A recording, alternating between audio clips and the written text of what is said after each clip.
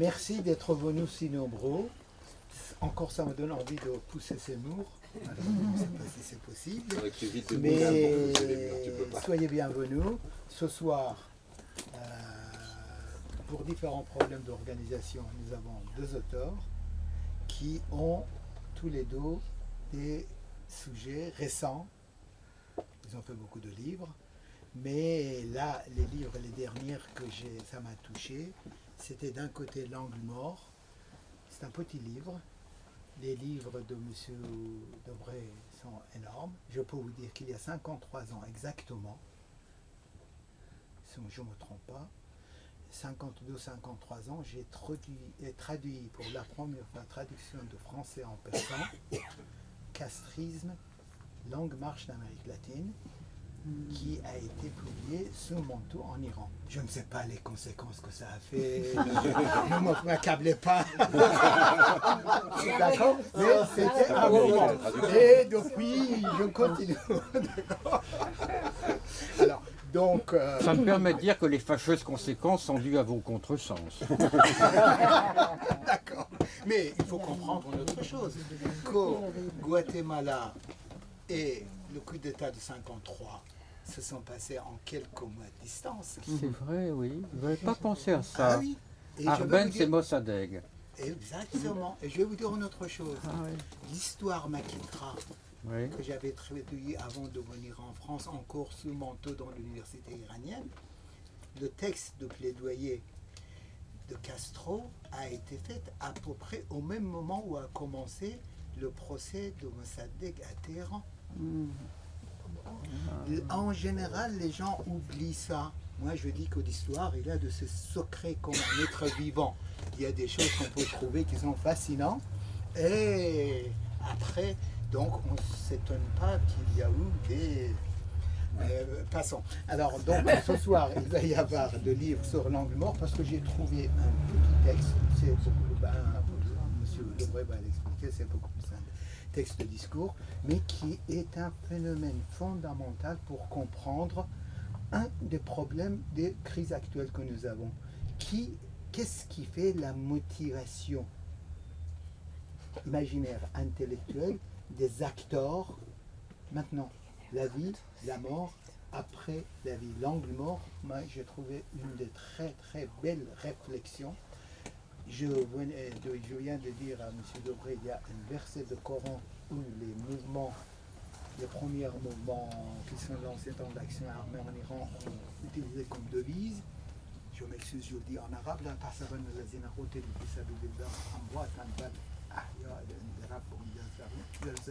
ne croyez pas ceux qui ont été tués sous la voie des dieux, des morts, mais ils sont vivants, nourris par le Dieu.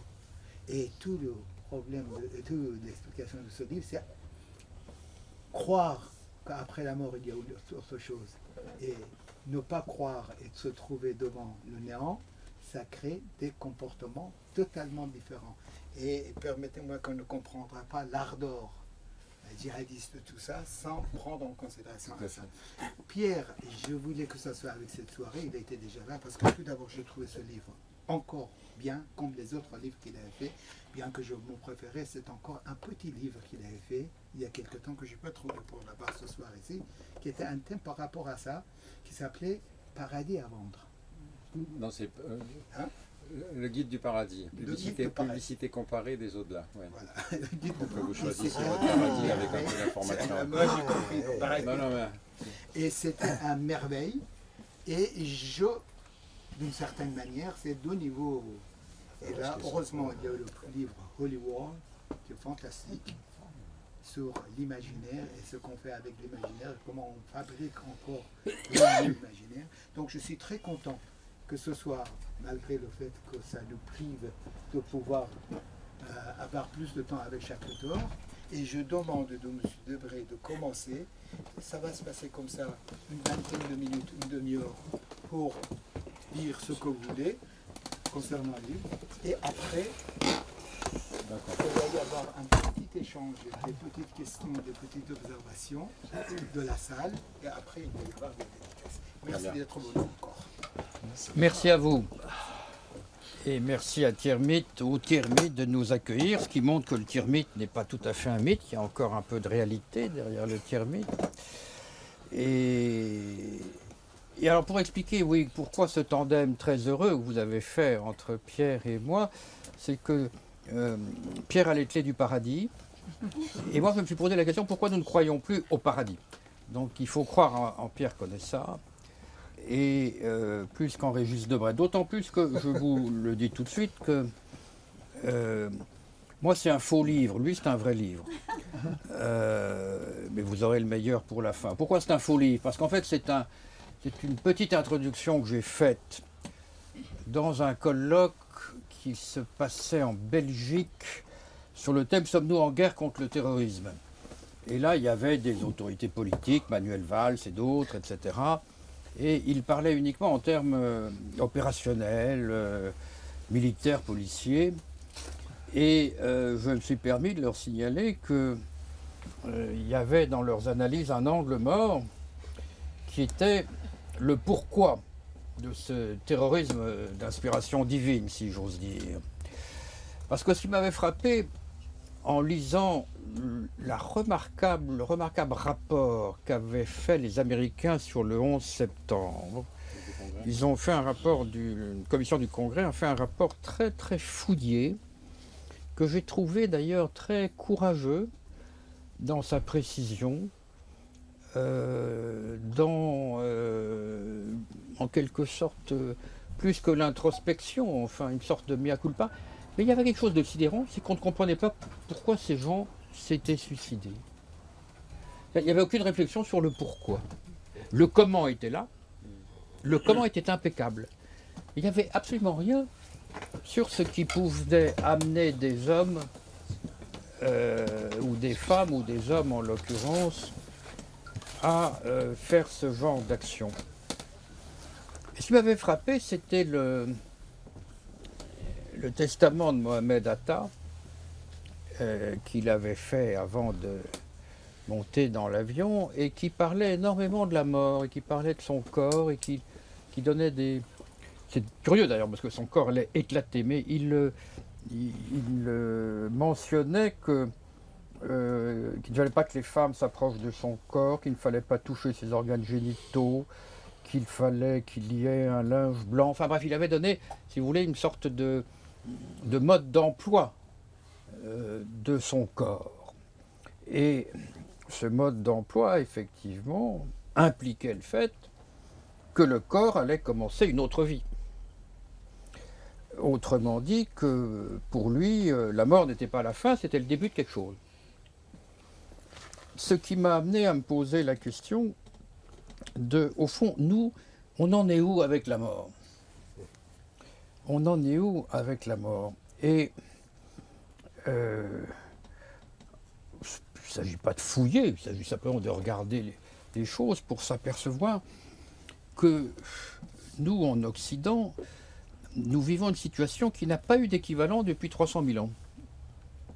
C'est-à-dire depuis 300 000 ans, on sait que quelqu'un qui meurt va renaître d'une autre façon, va poursuivre un chemin. Alors, on peut évidemment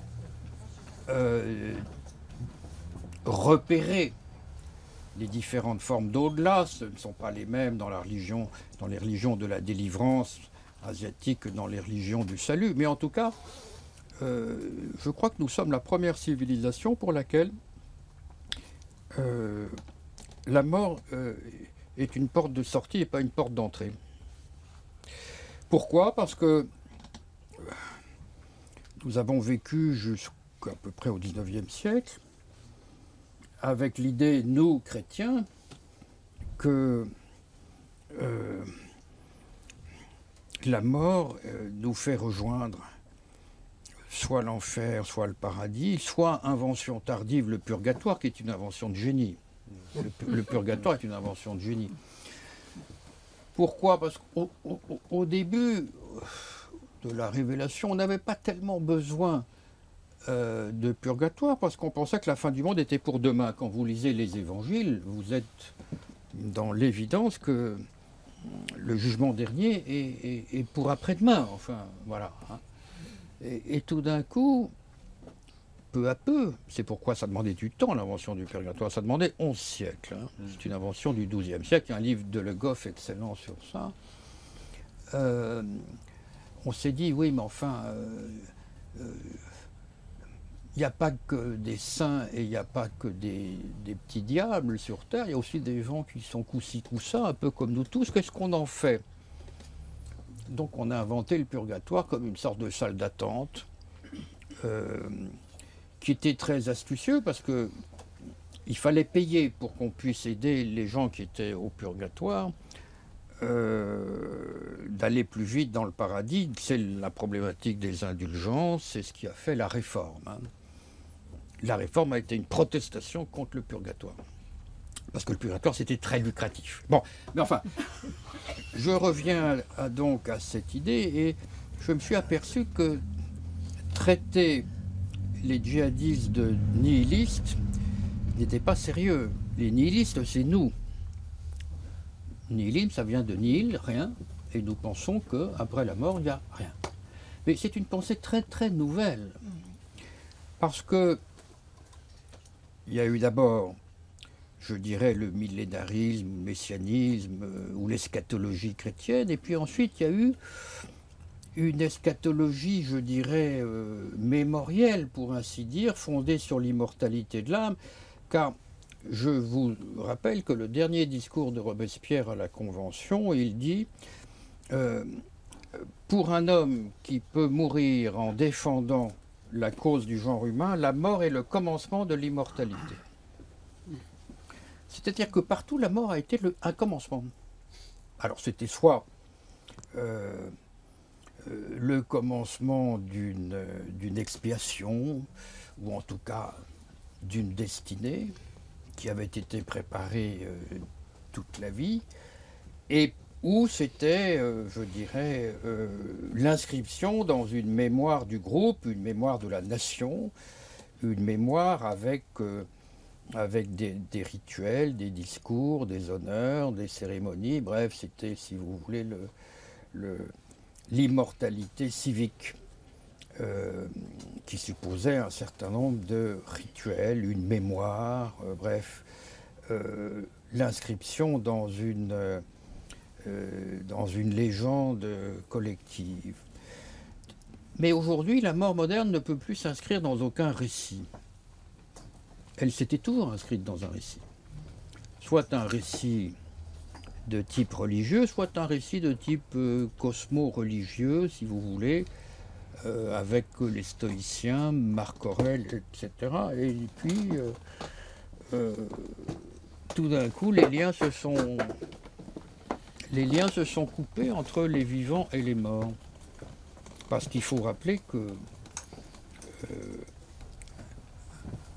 avec la résorption des rituels funéraires et du culte des ancêtres, il y a un escamotage aujourd'hui de la mort qui est médicalisé, donc la plupart des décès se passent à l'hôpital. On meurt en catimini, si vous voulez, alors qu'avant on pouvait mourir avec emphase. La preuve d'ailleurs, c'est que vous vous rappelez que la photographie du mort était autorisée. Les photographies de Victor Hugo sur son lit de mort, c'était un rituel. Un homme, aujourd'hui, c'est absolument interdit, n'est-ce pas? Et quand on a voulu prendre la photo de François Mitterrand sur son lit de mort, ça a été un scandale. Donc voilà, au fond, je me suis dit, on ne peut pas réfléchir sur l'extraordinaire logique des djihadistes sans retrouver notre logique à nous jusqu'à la déchristianisation, parce que nous avions exactement le même sentiment qu'eux. Quand on mourrait, quand un croisé mourait après avoir tué beaucoup de mécréants au XIIe ou au XIe siècle, il allait au paradis. Pour lui, la mort était une victoire, la mort était une promesse, la mort était le début de quelque chose de mieux. Autrement dit, traiter ces gens de nihilistes, non, ils sont ce sont des croyants, c'est nous les nihilistes, mais les traiter même de fanatiques ne me semble pas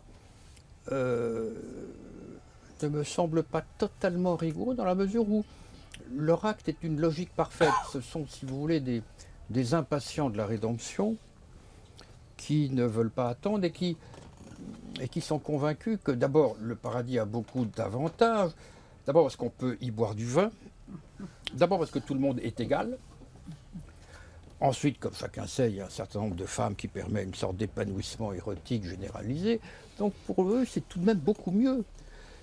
Et c'est en quelque sorte s'acheter un coupe-fil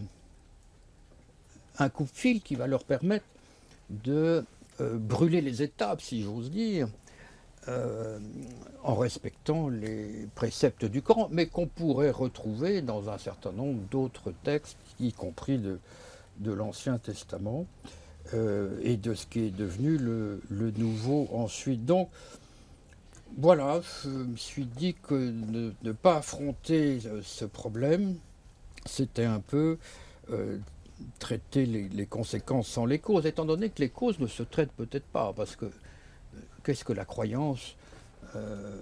La croyance, c'est le continent noir, hein, comme disait Freud du sexe au début du XXe siècle. La croyance, c'est notre continent noir. Pourquoi les gens croient, etc. Mais en tout cas, j'ai trouvé intéressant de signaler à nos autorités que le problème était spirituel et théologique et pas seulement policier, si vous voulez. Bon. Ce qu'ils ont admis, mais au-delà de ça, je dirais que nous ne savons plus que faire de la mort, ce qui d'ailleurs a au plan militaire des conséquences évidentes, hein, parce que si vous mettez deux combattants l'un en face de l'autre, et que pour l'un, la mort c'est la fin de tout, et pour l'autre, la mort c'est une bonne nouvelle, la combativité n'est pas la même. L'un tend à se planquer, l'autre tout de même, éventuellement, va offrir. Et je me souviens en j'étais en Palestine et j'avais rencontré des amis d'une organisation palestinienne qui étaient marxistes, ou qui avaient été, enfin anciennement communistes, etc. Et l'un m'a dit une chose, m'a dit, bon, évidemment, la montée de l'islamisme, c'est pas de notre goût. Mais ça a au moins un avantage pour nous, m'a-t-il dit. C'est qu'avant, quand il fallait aller voir une famille pour leur annoncer que leur fils ou leur fille était mort en opération, c'était très pénible. C'était très pénible pour nous et c'était très pénible pour eux. Maintenant, on peut aller leur voir en leur disant, j'ai une bonne nouvelle pour vous. Votre fils est au paradis. Et je me suis souvenu d'ailleurs que, je ne sais quelle légende des Hachishines, une femme avait pris le deuil lorsqu'elle avait vu son fils revenir d'une opération commando vivant. Et donc je me suis dit, oui c'est vrai que cette croyance qui est pour nous onirique, mystique ou insensée, a aussi des avantages pratiques sur le terrain combatif. Mais au-delà de ça, si vous voulez, j'ai pris conscience du fait que, au fond, au-delà de notre embarras devant la mort qui raccourcit la vie considérablement, on dit oui, l'espérance de vie a quasiment doublé en 2-3 siècles. C'est vrai, mais je conteste, parce qu'au fond, avant,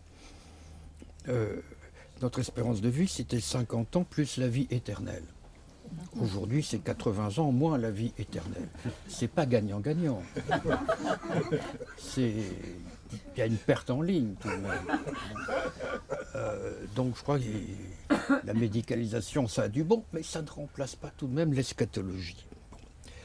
Mais au-delà de ça, au-delà de cette question liée aux fins dernières, à ce qu'on appelle l'eschatologie, il y a aussi le fait que le christianisme n'est plus un millénarisme, le christianisme est devenu une sorte d'humanisme plus, si vous voulez, c'est-à-dire une aide au vivre ensemble, mais que je suis très frappé quand on lit dans la Croix où on parle des prêtres qui assistent les familles en deuil et ils ne parlent que de compassion, de commisération, d'accompagnement psychologique, mais ils ne parlent absolument pas de l'au-delà. Les chrétiens ne croient plus dans l'au-delà. C'est une révolution. Le christianisme, c'était l'organisation de l'entrée dans l'au-delà. Et aujourd'hui, même les prêtres, et même quand vous regardez le catéchisme universel, le nouveau catéchisme de l'Église catholique, vous voyez qu'au chapitre du paradis, qui est tout de même pas rien, puisque le paradis, on en parle à peu près à chaque page dans les 4 évangiles, le paradis est devenu une sorte d'état intérieur, une sorte de... C'est une métaphore, enfin, il n'est plus localisé géographiquement. Il n'y a plus que les évangéliques qui le localisent, semble-t-il, en dehors du système solaire. Donc c'est un lieu encore. Mais le paradis a toujours été un lieu. Alors, on discutait de savoir où, mais de toute façon, il faudrait évidemment parler du paradis d'où l'on vient. Quand il n'y a plus le paradis d'où l'on vient, il n'y a plus le paradis où l'on va. C'est ça le problème. Quand on a perdu, je dirais, le générique du film Adam et Ève, on perd également l'épilogue. Ça, c'est embêtant. C'est embêtant. Bah oui, ça, c'est un mauvais tour que nous a joué l'anthropologie, quoi. Comme on ne sait plus d'où l'on vient, on ne sait plus où on va, et donc on va nulle part. La preuve qu'on va nulle part, c'est la crémation, admise par l'Église catholique depuis 1963, ce qui est la protestantisation, si vous voulez, de l'Église catholique. Parce que pour qu'il y ait résurrection des corps, il fallait tout de même un fémur ou un métacarpe. C'était conseillé tout de même. Avec la crémation, c'est déjà l'idée que, au fond, que la résurrection des corps est en train de devenir un mythe, mais ce n'était pas un mythe. Ça a donné l'occasion de beaucoup de tableaux, de représentations picturales. Ben alors bon, voilà, c'était juste une... Donc, c'est pas un vrai livre, c'est un article, c'est une petite réflexion. Il nous a traité de la mort, mais c'est pas un vrai livre. Une petite réflexion, mais qui m'a amené à une autre idée, alors qui est encore plus embêtante, c'est que nous sommes la première civilisation qui n'attend rien du futur. C'est-à-dire pour qui il n'y a plus, je dirais, un point d'arrivée, ou en tout cas un point à viser, où il n'y a plus une fin dernière. Bien sûr que l'au-delà est devenu un par-delà, c'est-à-dire que la laïcisation du paradis s'est faite bien sûr dans les religions séculières que nous connaissons, sous forme de la société sans classe, des lendemains qui chantent. Mais au fond, on peut dire que le socialisme était aussi une sorte d'eschatologie. On vivait en attente d'eux. Et la révolution était une sorte d'apocalypse. C'était une sorte de moment d'entrer dans un autre monde. Évidemment, l'autre monde serait sur Terre, mais c'était encore un autre monde qui était autre surtout. Maintenant, nous n'avons plus d'autre. Nous n'avons plus de fin. Donc nous sommes la première civilisation qui n'est plus sous tension, en quelque sorte, qui n'est plus dans la tension d'une attente, d'une espérance et même d'une certitude, car même le marxisme scientifique présentait, comme certains, présentait comme inéluctable l'entrée dans la sortie de la préhistoire. Au fond, voilà, on allait sortir de la préhistoire. On allait sortir de la préhistoire. Et nous étions dans une sorte de purgatoire, mais viendrait le moment où, à Moscou ou à Pékin, naîtrait la véritable humanité ou l'homme nouveau, c'est-à-dire une sorte de renaissance, de résurrection. En quelque sorte, nous étions dans le préambule. Nous sommes la première civilisation dans laquelle le présent n'est le préambule de rien. Honnêtement, quand vous regardez enfin ce dont on a trace, n'est-ce pas ? Puisque je vous rappelle que le premier signe de l'hominisation, c'est la sépulture. Et la première sépulture, il y a toujours de quoi manger pour celui qui est dedans. Donc, l'hominisation, c'était toujours la mort, c'est le début d'autre chose.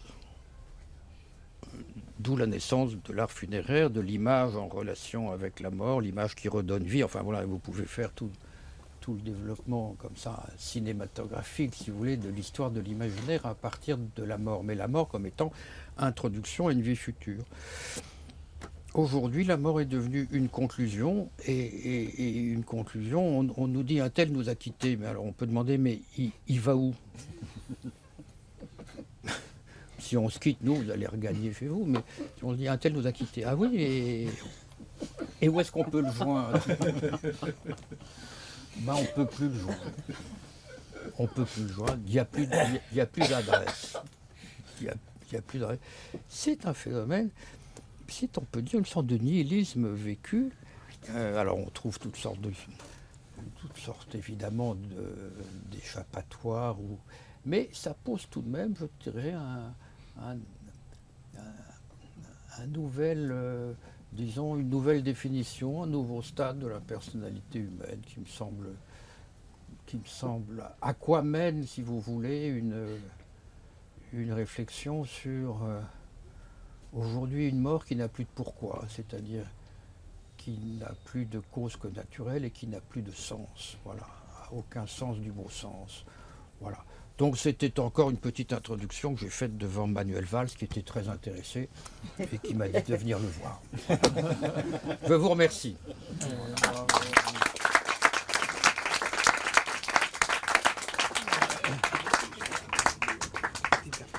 Ah, le petit là, alors. Ouais. Alors, attends, je vais enlever le téléphone peut-être pour pas que ça perturbe. Tiens. Merci.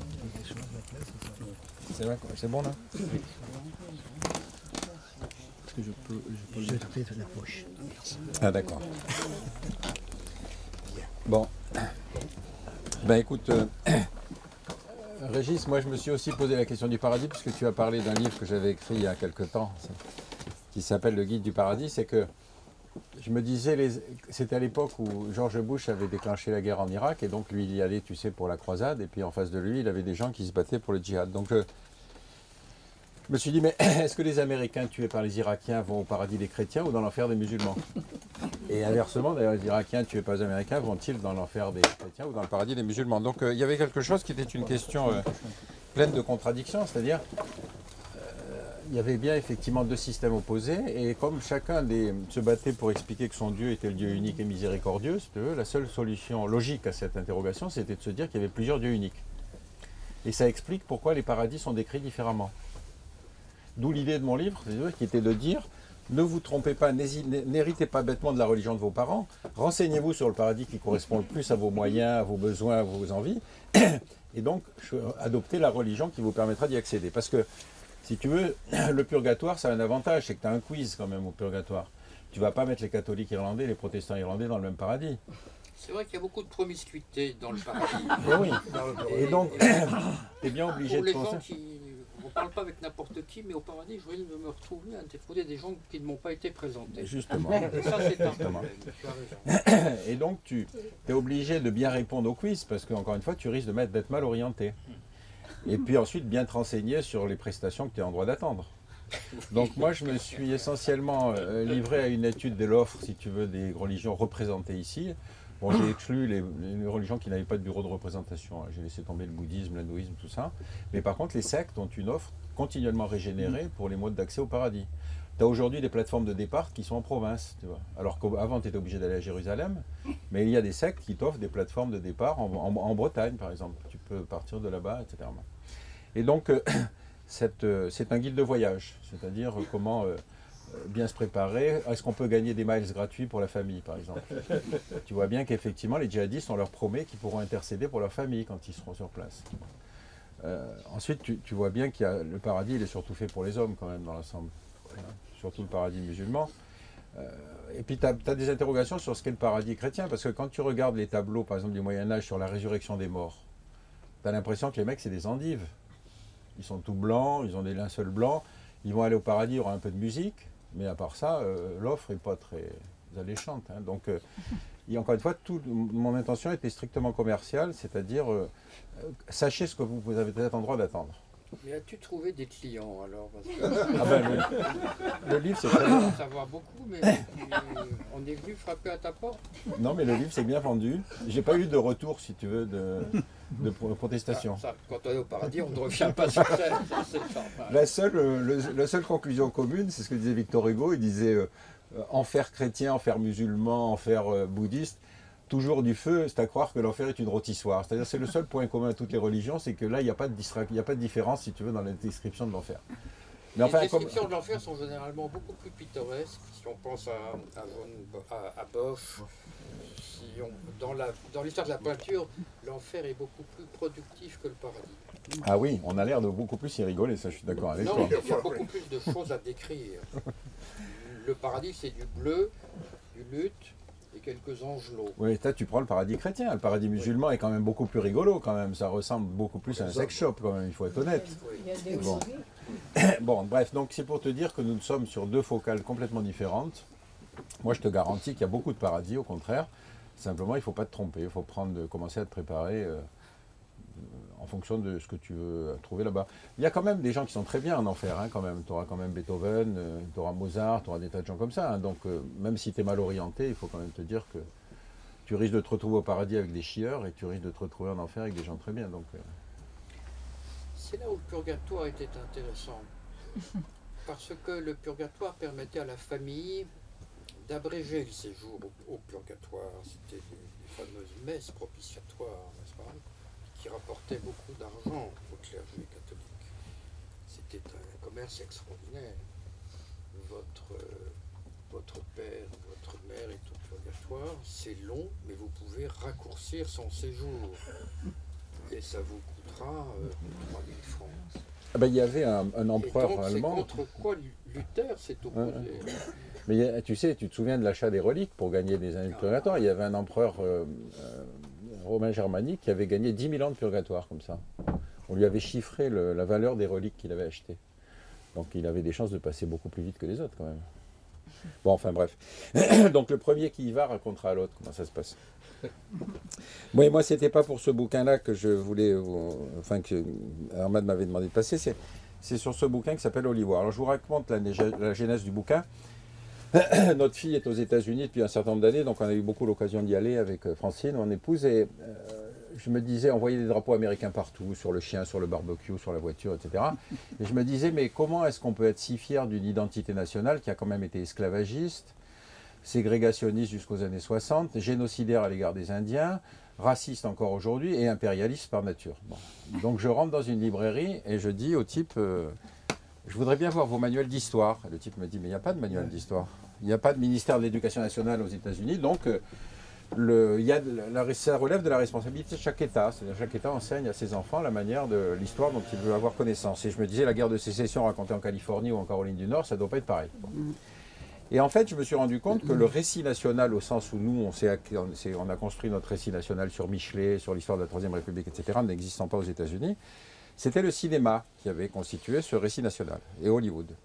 Et en fait, quand on est aux États-Unis, on mesure la différence entre la production interne américaine et la production exportée. C'est-à-dire que nous, on n'a que le meilleur, mais quand on regarde un peu aux États-Unis, on s'aperçoit qu'il y a une masse de merde qui sont absolument insondables. Alors pour vous donner un exemple, il y a eu 2700 westerns. Je suis sûr que le meilleur d'entre vous en a vu une centaine, encore si vraiment c'est un amateur, mais... Les 2700, ça a été le lot commun de la production qui a été faite pour les Américains. Et donc je me suis dit, c'est marrant parce que, ce qui caractérise cette production, moi c'est sur les questions stratégiques que ça me passionnait, c'est le rapport que Hollywood a construit entre la société américaine et l'autre. L'autre étant cet individu qui, à travers le cinéma, va être présenté comme une espèce d'individu qui va être soit un envieux, soit un jaloux, soit un vicieux, soit éventuellement un ennemi. Ça va être le stade au-dessus. Alors, je me suis donc amusé à reprendre dans l'histoire du cinéma une grande partie des mauvais films. Je suis le meilleur spécialiste mondial des mauvais films américains. D'habitude, j'ai eu des débats comme ça assez rigolos avec justement des spécialistes, des cinéphiles, qui me disaient « Mais monsieur, vous n'avez pas parlé de tel film ». Je disais « Oui, mais vous n'avez pas parlé sur Tonnerre sur l'Arizona où les Cheyennes se révoltent ». Et j'avais l'impression d'être dans la position de Luther. C'est-à-dire que les mecs me disaient « Mais monsieur, vous critiquez Hollywood ?» Je leur disais « Bah ouais, bah oui, tu vois ». Moi, c'est pas bien. Eh oui, je sais. Donc, et alors, donc, si vous voulez, pour vous donner quelques exemples, la construction de l'autre, parce qu'évidemment, dans le récit national, c'est toujours un rapport à l'autre. C'est toujours la façon dont on se pense être le plus beau pays du monde, celui qui est au centre des terres habitées comme la France et qui est une longue histoire héroïque comme la Gaule. Bon, et pour les Américains, c'est le cinéma. Alors, comment s'est construit le rapport à l'autre? Au début, c'est le noir, cinéma muet, l'articulation du cinéma muet et du cinéma parlant. On est à une quarantaine d'années de la guerre de sécession et en gros, l'interrogation, c'est ces gens-là, valait-il la peine qu'on se batte pour eux? Donc le noir, c'est le primitif, c'est-à-dire, il y a des stéréotypes dans le cinéma américain pour décrire l'autre. Alors le noir, il y avait par exemple, bon, vous avez vu des films, des maxénettes, des films comiques, le noir, c'est celui qui a peur de tout. Tout à coup, il a les cheveux qui se dressent sur la tête. Bon. Vous avez d'autres films dans lesquels le noir, c'est le gros musclé qu'on va faire se battre contre notre noir, c'est ce qu'ils appellent le bac, c'est-à-dire le type qui est le gros musclé noir. Bon. Qui a plus ou moins envie de se taper la femme blanche quand même. Hein. Vous avez la mama, comme dans Autant n'emporte le vent, la mama étant cette femme fidèle qui va jusqu'au bout, s'occuper des enfants, etc. Vous avez l'oncle Tom, etc. Bon. Et Barthes dit une phrase assez juste, il dit « le stéréotype, c'est le début de l'idéologie ». Et c'est vrai que c'est exactement ça, c'est-à-dire qu'à partir du moment où on met une catégorie dans un certain nombre de stéréotypes comme ça, on en fait un autre. Bon. Et donc après les noirs, il y a eu les rouges. Alors les rouges, c'est effectivement, c'est toute la série du western, donc 2700 westerns, hein, qui se sont étalés quand même depuis les années 20 pratiquement jusqu'aux années 70, c'est-à-dire que le basculement où les Indiens ne sont plus les ennemis se fait aux alentours des années 60-70. Ça veut dire qu'il y a quand même eu 40 ans d'histoire pendant lesquelles les Indiens étaient la chair à canon dans les films, et donc vous aviez... alors l'Indien, lui, le stéréotype, c'est le sauvage, c'est-à-dire le type qui est nu. D'ailleurs, le preuve qu'il est sauvage, c'est qu'il est à moitié nu. L'avantage, c'est que la femme indienne, elle peut montrer ses jambes, parce que quand même, c'est une sauvage, donc c'est pas grave. Et à l'époque où il y avait un code moral sur le cinéma, on ne pouvait pas montrer la femme du cow-boy à poil. Donc c'était la femme indienne qui jouait ce rôle-là. Après les rouges, il y a eu les jaunes, c'est-à-dire l'époque du docteur Fu Manchu. Alors comme par hasard, Fu Manchu est un Chinois, alors que son nom de Manchu, c'est justement qu'il est Manchu, il n'est pas chinois. Mais enfin, c'est pas grave, c'est un Chinois. Et donc, dans tous ces films, le héros est toujours joué par un blanc grimé. Attention, il n'y a jamais d'acteur... je cite d'ailleurs un exemple d'un Indien, un véritable Indien qui raconte ses souvenirs de cinéma, puisqu'il était figurant, et qu'on lui expliquait comment il fallait se grimer en Indien. La directrice artistique du producteur expliquant « Oui, mais moi je sais très bien comment sont les Indiens », et le mec était obligé de se faire des gribouillis sur le visage et sur son cheval pour expliquer qu'il fallait qu'il apparaisse comme Indien. Bon. Et donc, les stéréotypes de l'Indien, vous les connaissez, effectivement, c'est le sauvage cruel, d'ailleurs il scalpe, etc., etc. Après le rouge, donc il y a eu le jaune, comme je vous le disais, alors le Fu Manchu. L'avantage du jaune, c'est que c'est une catégorie générique, c'est-à-dire ça a été donc les Chinois. Alors comme vous le savez bien, les Chinois ont tous une salle, on va dire un sous-sol dans lequel ils font des tortures, puisque c'est la principale caractéristique de Fu Manchu, c'est qu'ils faisaient des supplices chinois. Après, le chinois va devenir japonais pendant la Seconde Guerre mondiale, donc le japonais est fourbe puisqu'il attaque Pearl Harbor. Alors ça a posé un gros problème au cinéma hollywoodien parce que autant l'attaque de Pearl Harbor a provoqué une mobilisation nationale pour la guerre, pour se battre contre les Japonais, autant il y avait une forte communauté allemande, et je vous expliquerai après le rapport avec l'Allemagne, mais si vous voulez, le cinéma hollywoodien était obligé de reconstruire un ennemi allemand, parce qu'il l'avait totalement écarté, je vous expliquerai tout à l'heure pourquoi. Et donc après le jaune, vous avez eu le coréen, pour la guerre de Corée. Alors là, Hollywood a été moins productif. C'est-à-dire quand c'est des guerres dans lesquelles on n'est pas sûr de gagner, ou on s'engage dans des positions pas terribles, Hollywood est moins productif. Et puis ensuite, il y a le Vietnam. Et alors donc le jaune est devenu vietnamien. Alors juste pour le Vietnam, en gros, les Américains mettent à peu près le même temps que nous à traiter de la guerre. C'est-à-dire nous, on a fait à peu près une vingtaine d'années avant de produire 20 ans dans les Aurès. Les Américains mettent à peu près une vingtaine d'années à faire des premiers films critiques sur le Vietnam.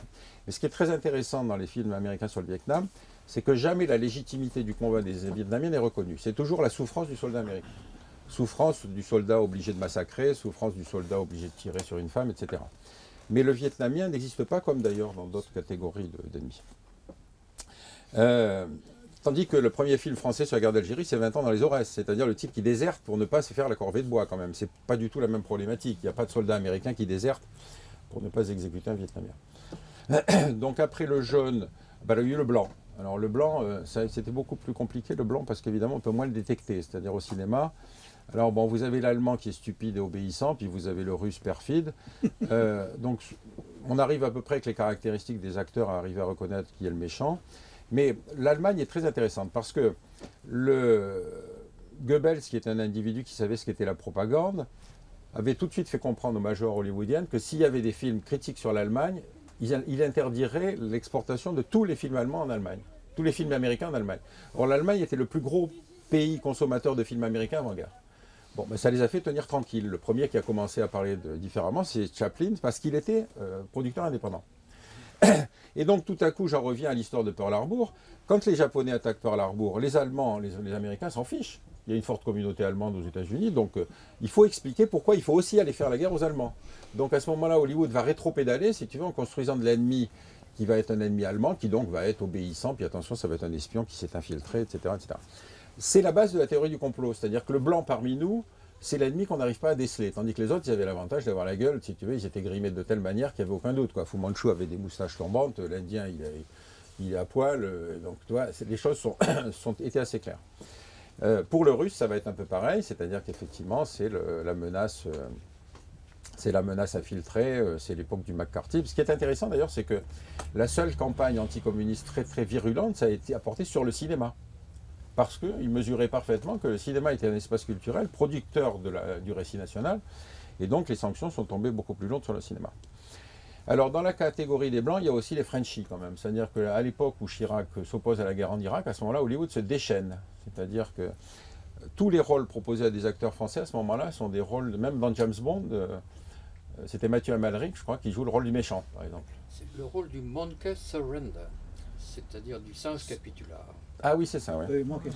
Ouais, c'est vrai. Le singe capitulaire, c'est l'image du français. Mais je répondrai ensuite. Je te ferai des objections, mais je t'écoute. Alors, donc, si tu veux, le Frenchie fait partie de la catégorie des Blancs. Et donc maintenant, on est dans une catégorie un peu hybride, qui est de la catégorie de l'arabo-irano-terroristo-nucléaro-musulman. Puisque là, effectivement, il y a une catégorie d'ensemble, si tu veux, dans laquelle tu peux effectivement puiser du terroriste à volonté. Alors... Si tu permets une toute petite interruption, je pense que c'est drôle, avec dans les traductions des Iraniens qui ont l'accent algérien. Ah bah oui, mais...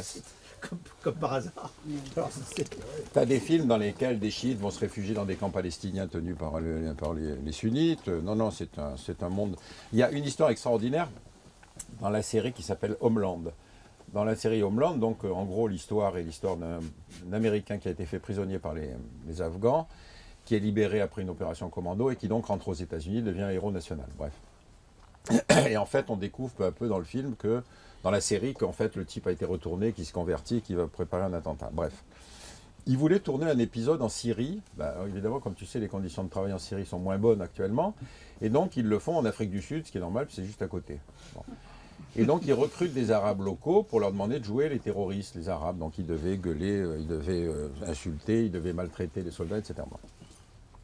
Et comme c'était des Arabes, ils leur demandent de faire des tags sur les murs, tu vois, à bas l'impérialisme, à bas le sionisme, etc.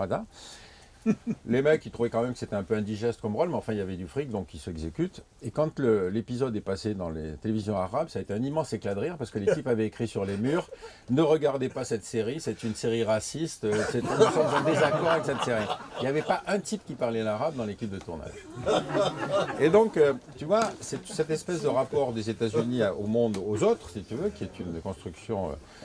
donc qui aujourd'hui mélange toute une catégorie, encore une fois, où on mélange des chiites, des sunnites, des libanais, des trucs, etc. Et la première image d'un arabe féroce tenant une pompe à la main, en 73, ça fait embaucher un juif de New York. Oui, ça c'est pas mal, ouais. Mais je cite dans le livre des documentaires qui ont été faits justement par des Afro-Américains ou des Américains musulmans, etc. Parce que ce sont des travaux sur lesquels je me suis beaucoup appuyé. Par exemple,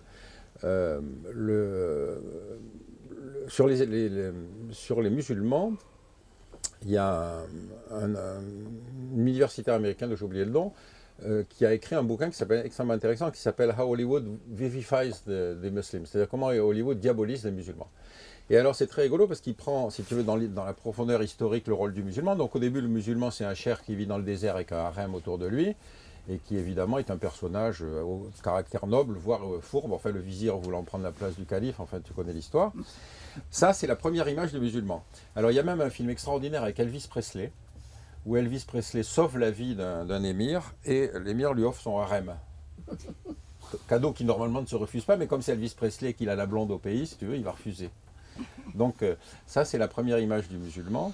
Et puis après, au fur et à mesure, on va rentrer dans l'image du musulman terroriste avec tout le développement qu'on connaît. Alors par exemple, l'ennemi est une espèce de service polyvalent. C'est-à-dire qu'après le 11 septembre, Hollywood devait porter à l'écran un roman de Tom Clancy qui était en gros l'histoire d'un attentat au moment du Super Bowl. Donc il devait jeter une bombe, passant avec un dirigeable, jeter une bombe sur le Super Bowl avec les...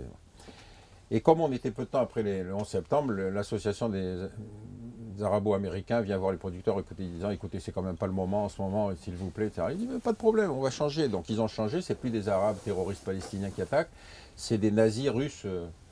C'est pas grave. Et du moment qu'on a l'ivresse, ça suffisait. Donc en fait, le rôle de l'autre est un rôle polyvalent. Je termine juste sur une idée qui est le rapport à la guerre à Hollywood. C'est-à-dire que les États-Unis sont un pays qui n'ont jamais connu la guerre. Ils n'ont toujours connu la guerre que par médiation, puisque, à part la guerre de sécession, et le dernier combattant de la guerre de sécession est mort en 1955, la guerre s'est toujours passée chez les autres. Donc les Américains ne savent pas ce que c'est qu'une ville rasée par les bombardements, des tickets de rationnement, des points d'eau où il faut s'alimenter, etc. Donc la guerre est médiatisée par Hollywood. Et alors la description de la guerre à Hollywood est une espèce de jeu romanesque, un peu comme un jeu vidéo. Alors par exemple, dans Rambo 2, Sylvester Stallone rentre au Vietnam donc pour libérer des pilotes que ces salauds de Vietnamiens n'avaient pas libérés. Bon. Alors première chose, il dit, cette fois on y va pour gagner. Ça veut dire si on a perdu la guerre, c'est la faute de ces politiciens. Bon. Et dans le film, il tue 76 personnes, je les ai comptées. 76, mais après j'ai vu qu'il y en avait un autre qui en avait compté 85. Donc peut-être dans une explosion, il y a des corps qui ont volé que je n'ai pas identifiés. Alors, Stallone étant un type qui a beaucoup de succès, lui il en a 76, 80. Chuck Norris qui fait à peu près les mêmes films, lui il en tue moins. Probablement c'est des questions de budget. Je peux pas... Mais il fait le même scénario, c'est-à-dire lui aussi il va au Vietnam, lui aussi il va libérer des pilotes et lui aussi tue des masses de Vietnamiens, mais probablement, encore une fois, question de payer des figurants, il en tue moins. Donc le rapport à la guerre chez les Américains est assez étonnant parce qu'encore une fois c'est une espèce de jeu vidéo. Alors il y a un épisode très intéressant, le GI le plus décoré de la Seconde Guerre mondiale est un type qui s'appelait Audie Murphy. Oui. Qui a vraiment été un héros. Et en revenant au pays, on lui offre de faire des films, puisque c'était le prototype du héros de guerre, etc. Mais en fait, le type avait subi le syndrome post-traumatique qu'ont beaucoup de combattants, que Stallone n'a pas d'ailleurs, parce qu'il n'est pas parti au Vietnam, comme George Bush et comme Trump. Ils ont tous évité la guerre. Donc, il a souffert du syndrome post-traumatique et il est devenu fou. Ah oui. Mais le problème, c'est que tu ne peux pas faire d'une vedette d'Hollywood dire qu'il est devenu fou, surtout si tu le présentes comme un ancien combattant. Donc au fur et à mesure, on l'a retiré, on l'a fait disparaître. Mais encore une fois, on va mettre en avant des super-héros avec des capacités destructrices très étonnantes. Par exemple, la dernière version du super-héros américain, c'est Expendable. C'est une série où tu as des vétérans qui sont à peu près de mon âge, mais qui reviennent quand même combattre pour libérer le pays ou pour faire des actions. Et ils tombent sur un pays d'Asie centrale, dont ils ont, je ne sais plus quel nom ils ont inventé, mais si tu veux, quand ils quittent le pays, il n'y a plus rien. Ils ont détruit tous les hélicoptères, tous les chars, tous les bâtiments, etc. Tu te dis, mais merde, c'est comme des sauterelles, quoi. Une fois que les types sont passés, il n'y a plus rien. Et donc, c'est ce rapport à la violence qui est constitutive, à la violence guerrière, qui est constitutive de l'identité américaine. Et c'est des productions typiquement cinématographiques qui, encore une fois, sont un rapport à l'autre, tu veux, spécifique, à mon avis, de la relation des Américains avec le monde environnant. Voilà. Et parfois entre eux-mêmes. Ah bah oui, non, mais ça c'est autre chose. Ça, c'est une... Est-ce que je peux prendre la défense d'Hollywood? Tu n'as pas vu autant de mauvais films que moi, fais attention.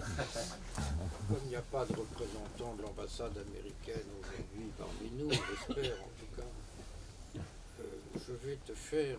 D'abord, je trouve ton livre tout à fait passionnant. Mais pour moi, c'est un cours d'éducation civique, c'est un cours d'anthropologie politique, parce que ce que tu décris comme un vice me semble être la condition a priori pour tout ensemble historique, où qu'il soit dans le monde, il faut avoir un ennemi, il faut avoir une légende. Simplement, ce qui se passe aux États-Unis, c'est la dimension hyperbolique liée à la dimension de l'hyperpuissance. Mais ce que les Américains font, c'est ce que nous faisons tous. C'est ce que tous les pays ont fait. Pour qu'un pays existe, et je dirais même pour qu'une civilisation existe, il lui faut avoir une identité, et une identité, c'est une altercation. On ne se pose qu'en s'opposant, donc tu l'as écrit dans un très bon livre, la fabrication de l'ennemi. La fabrication de l'ennemi, c'est le must absolu.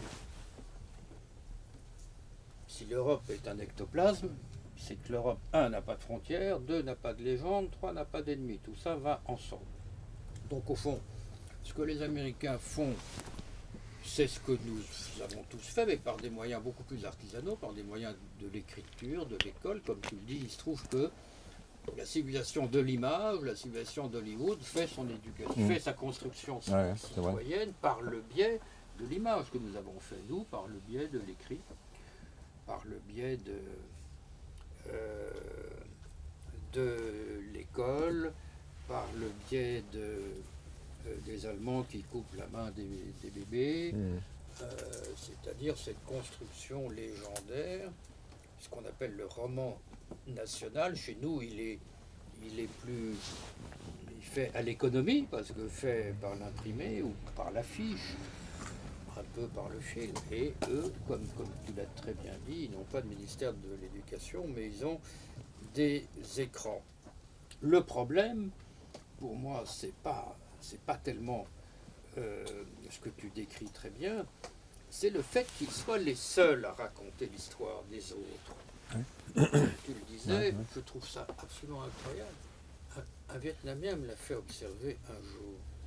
Nous, occidentaux, donc spectateurs et téléspectateurs, nous ne connaissons la guerre du Vietnam qu'à travers les Américains, mais personne, aucun Vietnamien n'a raconté la guerre du Vietnam telle qu'il l'a vécue.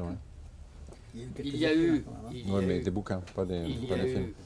Il y a eu de remarquables documentaires, mais la mythologie, le mythe de la guerre du Vietnam, il est, je dirais, plus que partial. Enfin, c'est vraiment, on spolie les gens d'une histoire. Tu parles très bien dans le livre du film Argo. Très bon film. Mais encore une fois, on aimerait savoir comment les Iraniens, au moins, ont vécu cette affaire. C'est-à-dire, là, on a une sorte de super-héros américain qui vient exfiltrer, etc., des gens. Et le drame aujourd'hui, c'est la disproportion des moyens industriels et financiers qui font que c'est celui qui raconte l'histoire qui fait l'histoire, parce qu'il a les moyens de les raconter en images. Donc c'est des images somptueuses, il est vrai, des qualités formidables, des qualités dramaturgiques, audiovisuelles extraordinaires. Et c'est ça ce qui... C'est pas tellement le fait que les Américains s'inventent des ennemis. Si tu t'inventes pas d'ennemis, tu n'existes pas. Bon, voilà. Si tu n'as pas d'ennemis, tu n'existes pas. Ni en tant qu'individu, ni en tant que nation. Oui, mais si tu veux... Et il faut en plus que tu inventes une légende, c'est-à-dire que tu inventes une irréalité qui soit religieuse, c'est la Manifest Destiny aux États-Unis. Autrement, il te faut à la fois une donnée méta-historique et il te faut une donnée polémique, hostilité. Quel est le méchant? Le jour où tu fonderais une secte en Arizona, il faudra d'abord que tu te crois, que tu te dises que tu as reçu une révélation, donc tu as une légende, tu t'es levé un jour, et le bon Dieu t'a parlé, mais il faut tout de suite que tu fasses une frontière et que tu te dises les ennemis sont là. À partir de là, ton groupe peut vivre. Bon, c'est malheureux, mais malheureusement, ça se passe comme ça. Et moi, ce qui me choque, c'est vraiment le monopole du récit de l'histoire du monde. C'est ça ce que je ne supporte pas. Oui, c'est vrai. C'est ça ce que je ne supporte pas. Ça, c'est l'ambassade. Qu'ils fassent leur truc très bien, mais j'aimerais que les Vietnamiens aussi nous racontent, ou que les Iraniens nous racontent. Autrement dit, j'aimerais qu'il y ait une polyphonie. J'aimerais qu'il y ait d'autres. Autrement dit, moi, Je voudrais qu'il y ait une multiplicité d'Hollywood, une Ouais. multiplicité d'Hollywood, que les Algériens nous racontent leur guerre d'Algérie, etc. Et ça, cette sorte de monopolisation de la représentation et du récit, c'est ce qui rend l'impérialisme odieux, enfin pour moi, entre autres raisons. Mais encore une fois, c'est un monopole de fait. C'est-à-dire qu'ils font mieux que les autres. C'est ça le drame. Ils font mieux que les autres. Moi, quand j'ai vu ce film, je ne me rappelle plus le nom du film de Spielberg là, sur le Washington Post. Quoi, Tous les hommes du président. les hommes du président. Non, c'est pas celui-là. non, c'était un film à la gloire de la propriétaire du Washington Post. Ah qui- oui, oui, Ah. oui, oui, oui. Récent, oui. Hein Relativement récent. Moi, quand j'ai vu ce film, j'ai trouvé ça tellement extraordinaire. La qualité de la mise en scène, du jeu, de la construction dramaturgique. Je me suis dit, merde, ils ont le droit de dominer le monde parce qu'ils sont plus forts que nous. Pour faire d'un récit absolument patriotique, idéologique, totalement sectaire, si tu veux, mais ils en font un truc universel qui fait que tu pleures. T'es du côté de la propriétaire milliardaire du Washington Post qui défend la cause du genre humain contre des méchants qui sont... Voilà, Et qui a souvent aidé beaucoup de journalistes de terrain qui étaient dans la merde avec leur rédacteur. et qui a peut-être beaucoup aidé dans le journalisme. Alors, il se trouve que le type qui était à l'origine des Pentagon Papers, il n'apparaît pas dans le film. Parce que c'est un gauchiste. Et c'est un type qui ensuite a protesté contre la guerre d'Irak, etc. Alors lui, il apparaît 15 secondes. Oui. Et ce que tu dis sur Argo, Il apparaît 15 secondes. 15 secondes. Et c'est lui qui, effectivement, de l'intérieur, a été le type qui a piqué le dossier et qui l'a amené. Mais lui, il n'est pas bon.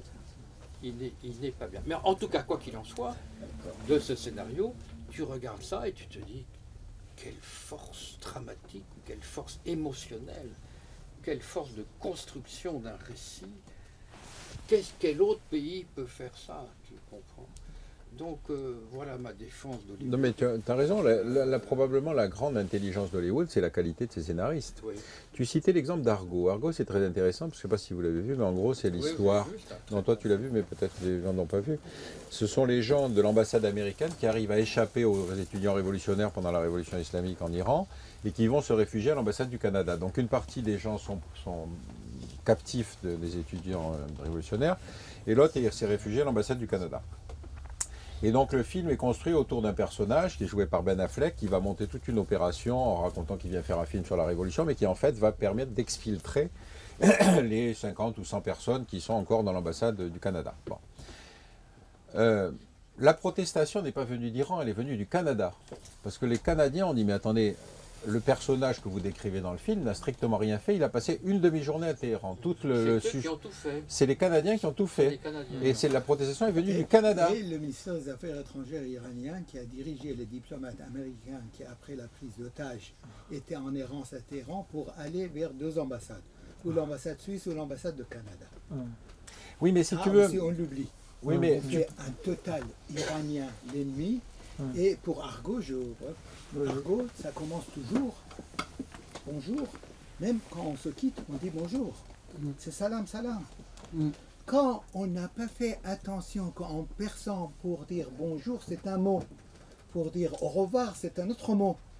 J'ai dit, la reconstruction de la... Oui, mon vieux, chaque pays Oui, construit mais- son mythe, chaque pays construit Tu veux sa dire que les légende, Iraniens- sa légende, et les nationalistes Non, mais- par définition. Tu veux dire que les donc, Iraniens elle ont donné exclut un coup de l'autre. main pour le départ des Américains libérés, c'est ça?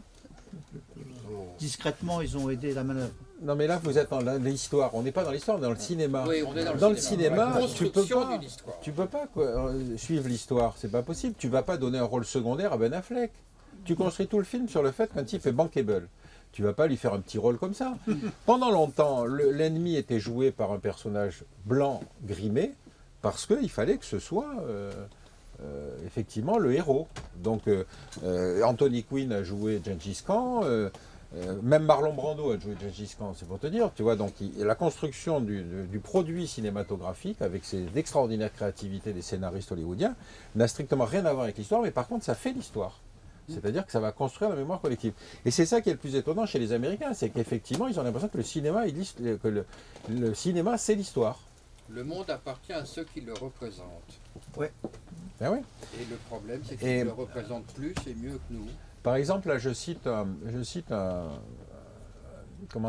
sondage qui a été fait en 4 temps, une fois en 45, une fois en 54, une autre fois en 60, et puis une autre fois en 2000, quelque chose. Bon, peu importe, il est dans le bouquin.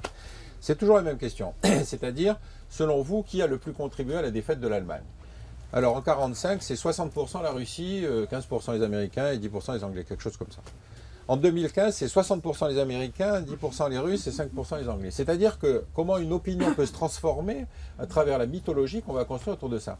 Pour donner un exemple, les Américains ont perdu moins d'hommes sur les 2 théâtres d'opération que les Russes dans la seule bataille de Stalingrad. Or, tu vois bien que dans la reconstruction cinématographique, toute la guerre a été gagnée par les Américains. Donc je reviens dans ton idée, c'est-à-dire que tant que tu n'as pas ton propre discours pour exposer ta propre histoire avec tes propres moyens, mais avec l'intelligence créative des scénaristes, il faut débaucher des scénaristes d'Hollywood. C'est la seule solution. Le problème, c'est qu'ils débauchent les nôtres, plutôt. Ben oui, parce qu'ils sont pas cons. Parce qu'ils les payent très bien. Et puis, si tu veux, c'est toujours ce parallélisme qu'on se refuse à faire. Par exemple, Clausewitz parle toujours du brouillard de la guerre. Le brouillard de la guerre, c'est très simple. Ça veut dire qu'un type qui va combattre, il fait une seule chose, attention à une seule chose, c'est à ne pas se faire buter. C'est-à-dire qu'il essaye de savoir où sont ses copains, où sont ses ennemis, il se cache, etc. Mais tu ne vas pas faire coucher Rambo. Rambo, tu vas le mettre toujours debout avec une mitraillette dans chaque main et en tirant, en faisant mouche à chaque fois. Donc toute la contrainte cinématographique est exactement à l'opposé de ce que peut être la réalité du combat. Donc après, une fois que tu sais tout ça, après que tu connais les codes, ben, c'est pas grave, tu sais que tu vas au cinéma pour te faire plaisir. Mais je suis encore une fois convaincu, quand tu vois un film américain et que le public est allemand, ils savent ce que c'est que la guerre, quand tu le vois aux États-Unis, c'est pas du tout sûr.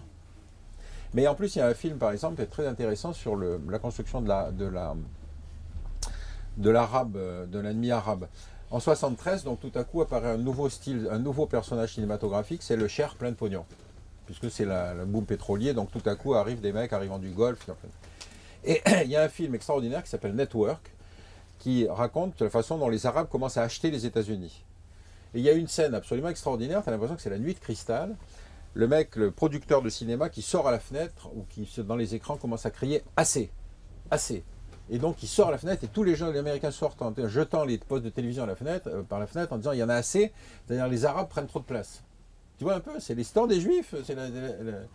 Et personne ne réagit, si tu veux, sur ce genre de truc. On trouve que c'est une formidable invention cinématographique. Or, ça avait déjà été joué contre d'autres. Non, c'est assez fascinant de le regarder avec une distance critique, mais tu ne peux pas aller dire ça aux États-Unis. Quand je suis allé aux États-Unis, que j'ai vu la représentante de Lafon qui vend les titres, je présente ça, elle m'a dit « celui-là, je vais avoir un peu de mal à le placer, je crois. » Je n'obtiendrai pas une maison d'édition américaine.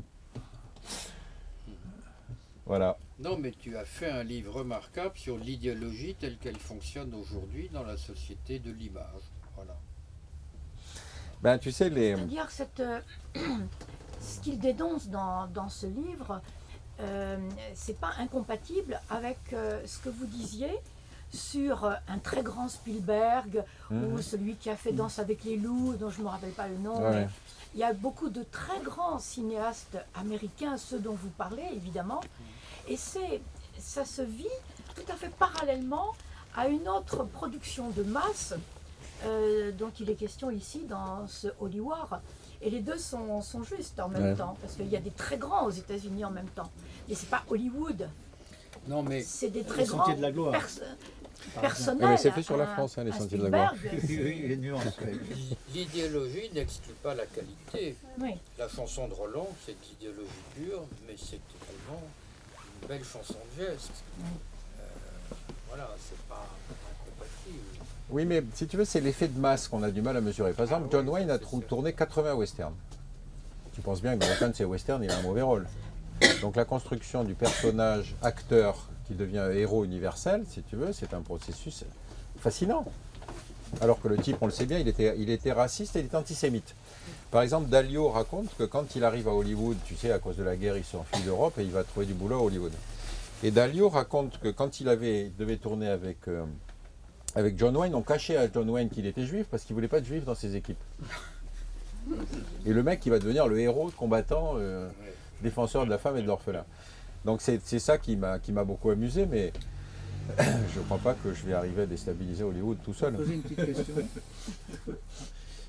Est-ce qu'il n'y a pas maintenant, pas par le biais de la fiction, hein, même s'il y a eu des grands films russes à l'époque pour vanter leur manière de voir les choses, mais par le biais de l'information et notamment des réseaux sociaux. Là aujourd'hui je voyais par exemple une interview d'un Chinois spécialiste de la France qui était mais alors destructrice, qui expliquait à ses interlocuteurs chinois qui approuvaient chaudement du bonnet que la France était un pays en ruine, où le seul souci des Français c'était la santé de Johnny Hallyday. Alors imaginez quel Chinois connaît Johnny Hallyday. Hein. Alors tout ça a été évidemment sous-titré en français. Bon, je ne parle pas de Spoutnik et de RT qui font un job sur le plan de la forme, comme vous le disiez Régis, est formidable. C'est-à-dire c'est plus que vrai, ça a l'air vrai. Et je ne sais pas, alors la question se posait par exemple pour des journalistes, est-ce que quand on est invité par RT, on y va ou pas? Oui, moi j'y vais. Voilà, alors, moi j'y vais. voilà, Parce que ce qui est important, c'est ce que j'y dis, c'est pas ce qui est RT. Si je peux y dire ce que j'ai envie de dire, je ne vois pas pourquoi je me priverais en disant oh, monsieur là c'est pas bien. Je préférerais refuser une interview à Fox News qu'à RT. Mais y a-t-il pas une forme de légitimation que d'associer sa signature, son travail à des gens qui sont... Tu parles de la télé russe? Oui, les RT là. Ouais. Moi, si tu veux, je serais invité par une télévision saoudienne, sous prétexte que c'est notre allié, il faudrait que j'y aille. Non, je refuserais. Voilà. Bon, donc, faut quand même regarder une relativité, si tu veux, par rapport aux médias. S'ils te laissent t'exprimer librement, ton boulot d'informateur, de journaliste, etc., c'est d'y aller. En live seulement. Bah oui, en live, oui, bien sûr.